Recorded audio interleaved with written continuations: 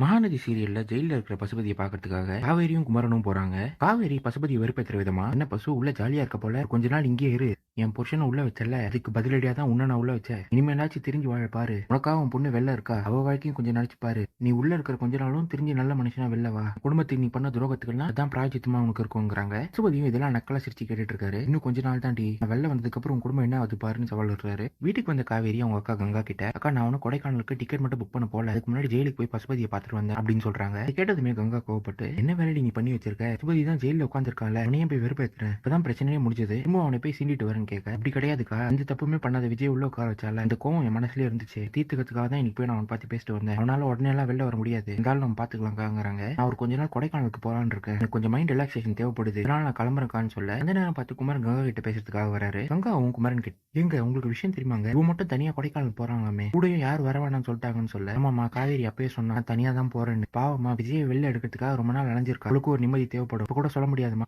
விஜயும் அவர் கூட சேர்ந்து கொடைக்கானல் போனாலும் போவார், காவேரி நம்ம கிட்ட மறைக்கிறான், முழுசா நம்ம மேல நம்பிக்கை வரலன்னு அர்த்தம், உங்களுக்கு எப்ப நம்ம மேல நம்பிக்கை வருதோ இப்போ விஷயத்தை பத்தி நம்ம கிட்ட சொல்லிட்டோம், நம்ம ஒன்னும் கண்டுக்காமலே இருப்போங்கிறாரு. யமுனா நிவின்க்கு காஃபி கொடுக்குறப்போ இவன் யமுனாவை பார்த்து, ஏ நில்லடி, நேற்று உங்ககிட்ட என்ன சொன்னேன், நீ காலைல நீ வீட்டுல இருக்க கூடாதுன்னு சொன்னேன், நீ என்ன தைரியமா முன்னாடி வந்து காஃபி எடுத்து வந்து வைக்கிறேன், உங்க மரியாதையை வீட்டை விட்டு போன்னு சொல்ல, யமுனா இருங்க நிவின், முதல்ல நீங்க காஃபி குடிங்க, என்ன வெளில அனுப்பதுலேயே குறியா இருக்கீங்க, என்ன அனுப்பிட்டு நீங்க மட்டும் சோலோ ஹீரோ பெர்ஃபார்மன்ஸ் பண்ணலாம் நினைக்கிறீங்களா, அதுக்கு நான் விட மாட்டேங்கிறாங்க. இவனும் கோவப்பட்டு, இப்படி சொன்னாலும் நீ சரிப்பட்டு வர மாட்டேன், என்ன வெளில துரத்துனாதான் உண்டுன்னு நிவின் யமுனாவை தள்ளி விடுறப்போ அந்த நேரம் பார்த்து வீட்டுக்கு வந்து குமரன் நடக்கிறதெல்லாம் பார்த்து, நீ பண்றது ரொம்ப தப்புப்பா யமுனா, நீ சும்மா சும்மா நிவின் மேல சந்தேகப்படாத, அவன் நேர்மையா தான் இருக்கான், இந்த மாதிரி தேவையில்லாம சண்டை போட்டு வாழ்க்கையை கெடுத்துக்காதம்மா, இப்போ நான் நிவின் கிட்ட பேசுறேன், நிவின் கிட்டயும் நீ விட்டு கொடுத்து போப்பா, அவளுக்கு இப்பதான் என்ன நடக்குதுங்கிற விஷயம் தெரியுது, இப்போ சரியாயிடுவாப்பாங்கிறாரு.